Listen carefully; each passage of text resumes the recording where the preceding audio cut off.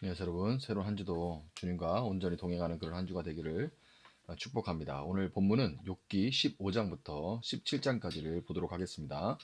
대만 사람 엘리바스가 대답하였다. 지혜롭다는 사람이 어찌하여 열을 올리며 궤변을 말하느냐? 쓸모없는 이야기로 논쟁이나 일삼고 아무 유익도 없는 말로 다투기만 할 셈이냐? 정말 너야말로 하나님을 두려워하는 마음도 내던져 버리고 하나님 앞에서 뉘우치며 기도하는 일조차도 팽개쳐 버리는구나. 네 죄가 네 입을 부추겨서 그 혀로 간사한 말만 골라서 하게 한다.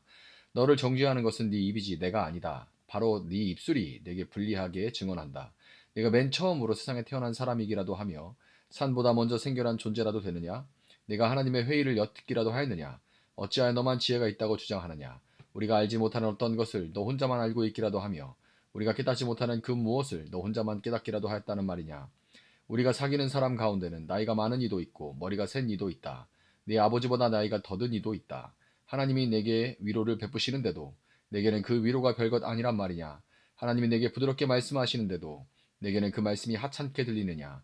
무엇이 너를 그렇게 건방지게 하였으며 그처럼 눈을 부라리게 하였느냐. 어찌하여 너는 하나님께 격한 심정을 털어놓으며 하나님께 함부로 입을 놀려대느냐. 인생이 무엇이기에 깨끗하다고 할 수 있겠으며 여인에게서 태어난 사람이 무엇이기에 의롭다고 할 수 있겠느냐. 바로 그것이다. 하나님은 당신의 천사들마저도 반드시 신뢰할 수 있다고 여기지는 않으신다. 그분 눈에는 푸른 하늘도 깨끗하게만 보이지는 않는다. 하물며 구역질 나도록 부패하여 죄를 물마시듯 하는 사람이야 어떠하겠느냐. 내게 가르쳐 줄 것이 있으니 들어보아라. 내가 배운 지혜를 내게 말해주겠다. 이것은 내가 지혜로운 사람들에게서 배운 것이고 지혜로운 사람들도 자기 조상에게서 배운 공개된 지혜다. 그들이 살던 땅은 이방인이 없는 땅이고 거기에서는 아무도 그들을 곁길로 꿰어내어 하나님을 떠나게 하지 못하였다. 악한 일만 저지른 자들은 평생 동안 분노 속에서 고통을 받으며 잔인하게 살아온 자들도 죽는 날까지 같은 형벌을 받는다. 들리는 소식이라고는 다 두려운 소식뿐이고 좀 평안해졌는가 하면 갑자기 파괴하는 자가 들이닥치는 것이다. 그런 사람은 어디에선가 칼이 목숨을 노리고 있으므로 흑암에서 벗어나서 도망할 희망마저 가질 수 없다. 날짐승이 그의 죽음을 먹으려고 기다리고 있으며 더 이상 앞날이 없음을 그는 깨닫는다. 재난과 고통이 공격할 준비가 다 된 왕처럼 그를 공포 속에 몰아넣고 칠 것이다. 이것은 모두 그가 하나님께 대항하여 주먹을 휘두르고 전능하신 분을 우습게 여긴 탓이 아니겠느냐. 전능하신 분께 거만하게 달려들고 방패를 앞세우고 그분께 덤빈 탓이다. 비록 얼굴에 기름이 번지르르 흐르고 잘 먹어서 배가 나왔어도 그가 사는 성읍이 곧 폐허가 되고 사는 집도 폐가가 되어서 끝내 돌무더기가 되고 말 것이다. 그는 더 이상 부자가 될 수 없고 재산을 오래가지 못하며 그림자도 곧 사라지고 말 것이다. 어둠이 엄습하면 피하지 못할 것이며 마치 가지가 불에 탄 나무와 같을 것이다. 꽃이 바람에 날려 사라진 나무와 같을 것이다. 그가 헛것을 의지할 만큼 어리석다면 악이 그가 받을 보상이 될 것이다. 그런 사람은 때가 되지도 않아 미리 시들어 버릴 것이며 마른 나뭇가지처럼 되어 다시는 움을 틔우지 못할 것이다. 익지도 않은 포도가 마구 떨어지는 포도나무처럼 되고 꽃이 다 떨어져서 열매를 맺지 못하는 올리브나무처럼 될 것이다. 하나님을 두려워하지 않는 무리는 이렇게 메마르고 뇌물로 지은 장막은 불에 탈 것이다. 재난을 잉태하고 죄악만을 낳으니 그들의 뱃속에는 거짓만 들어있을 뿐이다. 아멘. 욥기 16장. 욥이 대답하였다. 그런 말은 전부터 많이 들었다. 나를 위로한다고 하지만 오히려 너희는 하나같이 나를 괴롭힐 뿐이다. 너희는 이런 헛된 소리를 끝도 없이 계속할 테냐? 무엇에 홀려서 그렇게 말끝마다 나를 괴롭히느냐? 너희가 내 처지가 되면 나도 너희처럼 말할 수 있을 것이다. 나도 너희에게 마구 말을 퍼부으며 가엾다 하는 듯이 머리를 내저을 것이다. 내가 입을 열어 여러 가지 말로 너희를 격려하며 입에 발린 말로 너희를 위로하였을 것이다. 내가 아무리 말을 해도 이 고통 줄어들지 않습니다. 입을 다물어 보아도 이 아픔이 떠나가지 않습니다. 주님께서 나를 기진맥진하게 하시고 내가 거느리고 있던 자식들을 죽이셨습니다. 주님께서 나를 체포하시고 주님께서 내 적이 되셨습니다. 내게 있는 것이라고는 피골이 상접한 앙상한 모습뿐입니다. 이것이 바로 주님께서 나를 치신 증거입니다. 사람들은 피골이 상접한 내 모습을 보고 내가 지은 죄로 내가 벌을 받았다고 합니다. 주님께서 내게 분노하시고 나를 미워하시며 내게 이를 가시며 내 원수가 되셔서 살기찬 눈초리로 나를 노려보시니 사람들도 나를 경멸하는구나. 욕하며 뺨을 치는구나. 모두 한패가 되어 내게 달려드는구나. 하나님이 나를 범법자에게 넘겨버리시며 나를 악한 자의 손아귀에서 내맡기셨다. 나는 평안히 살고 있었는데 하나님이 나를 으스러뜨리셨다. 내 목덜미를 잡고 내던져서 나를 부스러뜨리셨다. 그가 나를 세우고 관역을 삼으시니 그가 쏜 화살들이 사방에서 나에게 날아든다. 그가 사정없이 내 허리를 뚫으시고 내 내장을 땅에 쏟아내신다. 그가 나를 갈기갈기 찢고 또 찢으시려고 용사처럼 내게 달려드신다. 내가 맨살에 베옷을 걸치고 통곡한다. 내 위세를 먼지 속에 묻고 여기 이렇게 시궁창에 앉아있다. 하도 울어서 얼굴마저 핏빛이 되었고 눈꺼풀에는 죽음의 그림자가 덮여 있다. 그러나 나는 폭행을 저지른 일이 없으며 내 기도는 언제나 진실하였다. 땅아, 내 닥쳐온 이 잘못된 일을 숨기지 말아라. 애타게 정의를 찾는 내 부르짖음이 허공에 흩어지게 하지 말아라. 하늘에 내 증인이 계시고 높은 곳에 내 변호인이 계신다. 내 중재자는 내 친구다. 나는 하나님께 눈물로 호소한다. 사람이 친구를 위하여 변호하듯이 그가 하나님께 내 사정을 아랜다. 이제 몇 해만 더 살면 나는 돌아오지 못하는 길로 갈 것이다. 기운도 없어지고 살 날도 얼마 남지 않고 무덤이 나를 기다리고 있구나. 조롱하는 무리들이 나를 둘러싸고 있으니 그들이 얼마나 심하게 나를 조롱하는지를 내가 똑똑히 볼 수 있다. 주님께서 친히 내 보증이 되어 주십시오. 내 보증이 되실 분은 주님밖에는 아무도 없습니다. 주님께서 그들의 마음을 시키셔서 다시는 내게 우쭐대지 못하게 해주십시오. 옛 격언에도 이르기를 돈에 눈이 멀어 친구를 버리면 자식이 눈이 먼다 하였다. 사람들이 이 격언을 가지고 나를 공격하는구나. 사람들이 와서 내 얼굴에 침을 뱉는구나. 근심 때문에 눈이 멀고 팔과 다리도 그림자처럼 야위어졌다. 정직하다고 자칭하는 자들이 이 모습을 보고 놀라며 무지하다고 자칭하는 자들이 나를 보고 불경스럽다고 규탄하는구나. 자칭 신분이 높다는 자들은 더욱더 자기들이 옳다고 우기는구나. 그러나 그런 자들이 모두 와서 내 앞에 선다 해도 나는 그들 가운데서 단 한 사람의 지혜자도 찾지 못할 것이다. 내가 살 날은 이미 다 지나갔다. 계획도 희망도 다 사라졌다.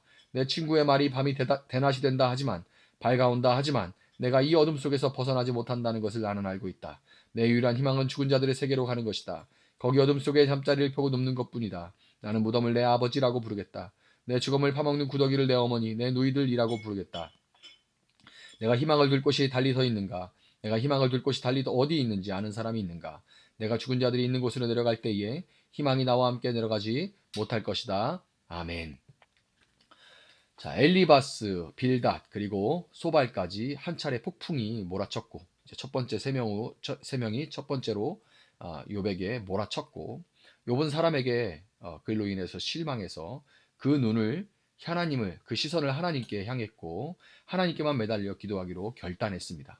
그는 자신에게 어떤 이유로 이토록 끔찍한 재앙이 임했는지 도무지 자신으로서는 알 수가 없지만 이 재앙을 보내신 분도 하나님이시고 끝내 이 재앙으로부터 벗어나게 하실 분도 하나님 한 분뿐이시라는 것을 확신했던 거예요. 여러분, 이게 바로 믿음이죠. 이게 믿음이지 다른 무엇이 믿음이겠습니까? 아무리 몸이 아프고 그래서 생각이 다 부정적인 쪽으로만 흘러간다고 해도 주변 상황까지 악화일로에 있다 해도 그래도 하나님이라면 사람이 할 수 없는 그것을 하나님은 하실 수 있다라고 믿어지는 것. 믿지 않으려고 이제 포기하려고 해도 나의 전 존재가 전 인격이 나도 모르게 그것을 붙들고 매달리는 것. 모든 것이 다 떠나갈 때 마지막 남은 것 딱 하나. 그게 바로 믿음인 거죠. 다른 뭐가 믿음이겠습니까? 위로자는 자고로 이 믿음에 붙어 있도록 돕는 역할을 해야만 하는 거예요. 그런데 자기 고향적 경건주의자였던 엘리바스에게는 욥의 이런 믿음이 자기 성에 차지가 않았습니다. 그는 인과응보와 그에 따른 신앙 고백이라는 자기만의 확고한 신앙적인 틀을 갖고 있었고 심지어 그 틀에 하나님마저도 가둬두려고 했던 겁니다.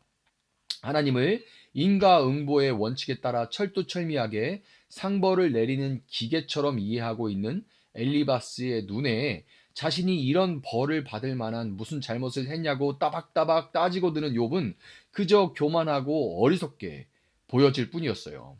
엘리바스는 어떻게든지 욥이 자신의 교만과 이 어리석음을 깨닫게 해야만 한다고 생각했습니다. 이것은 엘리바스 나름에는 욥을 바른 길로 인도해야겠다라는 스스로는 선하다고 여기는 그런 의도였겠지만 사실은 그 밑바닥에는 욥이 연장자인 나이가 더 많은 자신의 말을 듣지 않고 반박을 말대꾸를 하니까 욱해서 흥분한 것이 실질적인 깊은 곳의 동기예요.